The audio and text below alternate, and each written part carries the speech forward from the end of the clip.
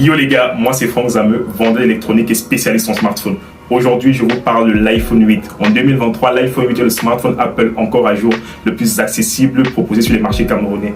Il est vendu le plus souvent entre 80 et 100 000 francs. Belle affaire, oui, mais faut-il encore l'acheter? Eh bah non.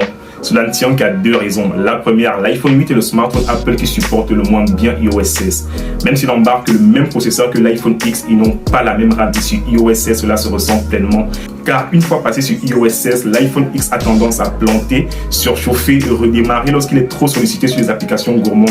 Pour cette raison, justement, je pense que iOS 16 sera la dernière mise à jour que recevra l'iPhone 8, car iOS 17 viendrait carrément sur l'appareil. La deuxième conséquence maintenant, et sans aucun doute la plus grave selon moi, c'est l'autonomie. Une fois sur iOS 16, l'autonomie de l'iPhone 8 devient complètement merdique.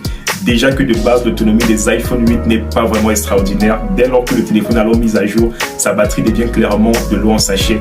Il faut compter 3 à 4 cycles de charge pour pouvoir terminer une journée. Vu que la batterie de l'iPhone 8 doit être aussi souvent rechargée, cela a forcément un impact sur la santé de sa batterie qui de ce fait se dégrade rapidement. Ces raisons les gars, je vous recommande que si vous avez un budget compris entre 80 et 100 000 francs, au lieu de courir après l'iPhone 8, regardez plutôt du côté d'Android.